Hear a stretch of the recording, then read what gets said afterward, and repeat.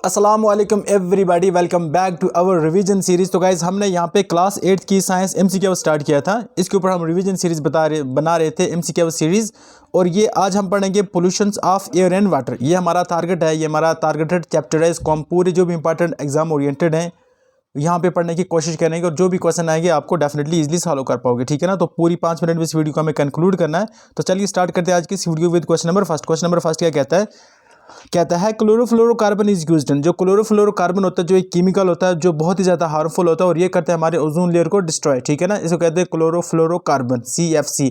तो ये हम कहाँ से जनरेट या ये कहाँ से जनरेट होता है, तो ये रेफ्रिजरेटर से भी निकलता है, ठीक है। ये एयर कंडीशनर से भी निकलता है, तो जो परफ्यूम्स होते हैं उनसे भी निकलता है। तो हम इसका राइट आंसर लेंगे ऑल ऑफ दी अबव। तो इसका राइट आंसर क्या जाएगा, ऑल ऑफ दी अबव। दूसरा क्वेश्चन देख लेते हैं। Pollution of water is responsible. जो वाटर की पोल्यूशन होता है वो किसके लिए रिस्पॉन्सिबल होती है बच्चे। अतः ऑयल रेफाइनरीज की वजह से होती है वाटर पोल्यूशन, या पेपर फैक्ट्रीज की वजह से होती है वाटर पोल्यूशन, या शुगर मिल की वजह से होती है। तो हम बोलेंगे कि सर सभी की वजह से वाटर पोल्यूशन हो रही है। आया समझ आपको अच्छी तरह से। अगला क्वेश्चन देख लेते हैं। CNG होता है ना, CNG कंप्रेस्ड नेचुरल गैस। ये क्या होता है भाई, CNG अगर हम देखें तो ये एक हमारे पास क्लीन एनर्जी होती है। क्या होती है, ये एक क्लीन एनर्जी होती है। इसका राइट आंसर आ जाएगा क्लीन एनर्जी, ठीक है ना।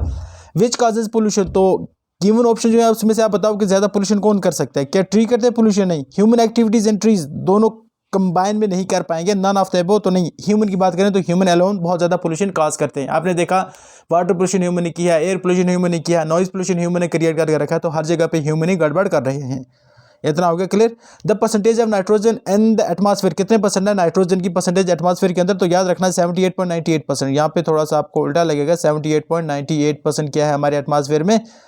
हमारे एटमॉस्फेयर में ऑक्सीजन की बात करें ये है नाइट्रोजन 78.98%। अगर ऑक्सीजन की बात करें तो ये आता है 20.90, सॉरी ये आएगा, मैं इसको फिर से लिखने की कोशिश करा, 78.08%। ये कितना है 78.08%। और ऑक्सीजन की बात करें तो ये 20.98% होता है। ऑक्सीजन कितना है 20.98%। और कार्बन की बात करें तो कार्बन होता है 0.034%, ठीक है। और इसके बाद अर्गान की बात करें तो होता है 0.09%, 0.9% अर्गान होता है। तो डिफरेंट कार्बन जिसमें ये कहते हैं जिस डिफरेंट गैसेज की कम्बिनेशन है एटमॉस्फेयर के अंदर और डिफरेंट परसेंटेज में पाई जाती हैं। बट यहाँ पे नाइट्रोजन की बात हो रही है तो वो होता है 78.08%। तो ऑप्शन ए हमारा ठीक आ जाएगा, ठीक है। इसको इंटू 10 मल्टीप्लाई करोगे तो आपको राइट आंसर आ जाएगा इसका। आगे चलते हैं।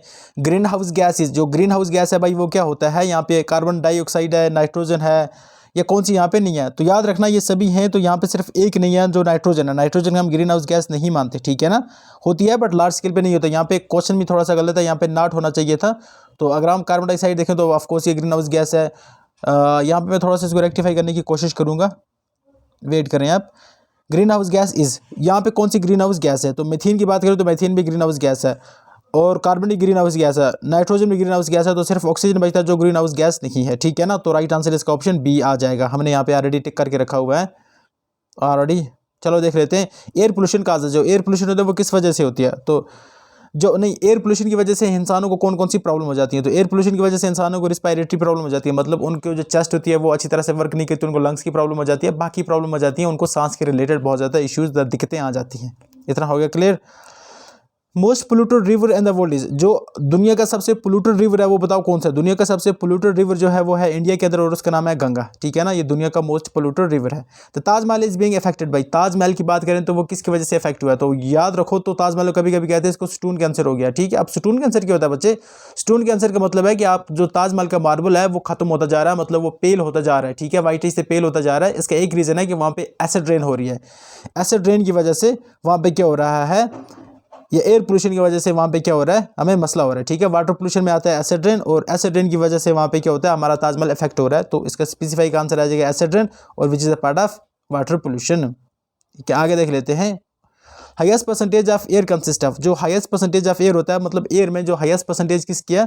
मैंने अभी आपको बोला 98 पॉइंट लिख देता हूँ मैं यहाँ पे 98.08% हमारे पास आ जाता है नाइट्रोजन, 20.98% हमारे पास आ जाता है ऑक्सीजन, एंड 0.034% आ जाता है हमारे पास कार्बन, एंड 0.9% आ जाता है हमारे पास आर्गन। ये बात याद रखना। तो यहाँ पे अगर हम देखें तो हमारा राइट आंसर आ जाएगा ए। नाइट्रोजन सबसे ज़्यादा एटमॉस्फेयर के अंदर होता है 98.08%।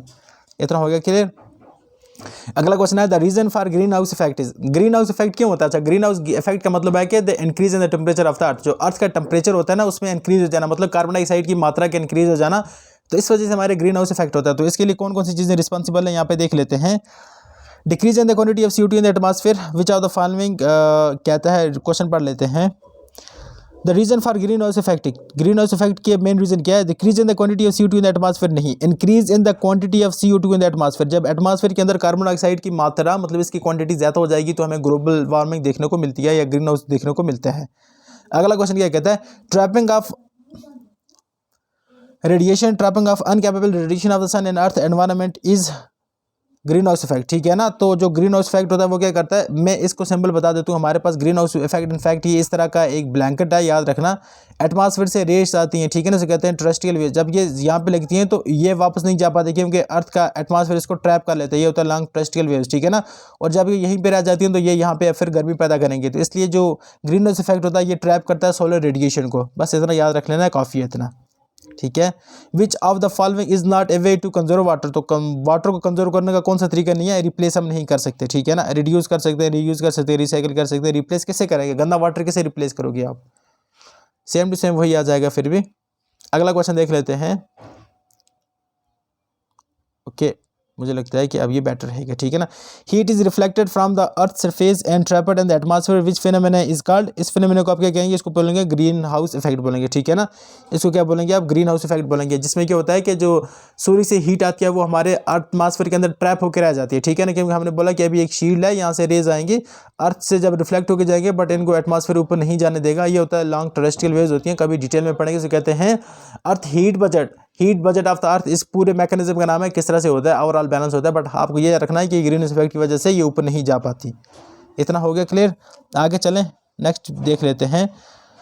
The following gas is not an air pollution, इसमें से कौन सी एयर पोल्यूटेंट नहीं है, तो याद रखना ऑक्सीजन की वजह से एयर पोल्यूशन नहीं होता है। Air pollution causes, air pollution से क्या होता है, रिस्पायरेटरी प्रॉब्लम होता है, सबको पता है, ठीक है ना।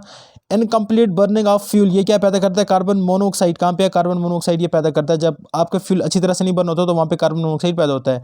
One of the following does not contribute in producing acid rain, कौन सा यहाँ पे जो है वो एसिड रेन प्रोड्यूस नहीं करता, याद रखना कार्बन मोनोऑक्साइड की वजह से एसिड रेन नहीं होता। नाइट्रोजन की वजह से होता है, नाइट्रोजन मोनोऑक्साइड की वजह से होता है, बट किसकी वजह से नहीं होता, कार्बन मोनोऑक्साइड की वजह से नहीं होता, ठीक है। Most polluted river in the world, दुनिया का सबसे पोल्यूटेड रिवर कौन सा है भाई, गंगा। अभी आपने पढ़ा तो इसका आंसर लिख के आना। Most polluted river in the world, same वही आ गया। A poisonous gas emitted by the Mathura refinery and other industry in the around Taj Mahal, जो ताजमहल के इर्द-गिर्द जो रेफिनरीज है ना, मतलब उनमें से कुछ जहरीली गैस निकली है, वो कौन सी गैस है, तो याद रखना वहाँ से सल्फर डाइऑक्साइड निकलती है, ठीक है। कौन सी, ऑप्शन सी, सल्फर डाइऑक्साइड वहाँ से निकली है, जिसकी वजह से ताजमहल को स्टोन कैंसर हो गया, ठीक है ना।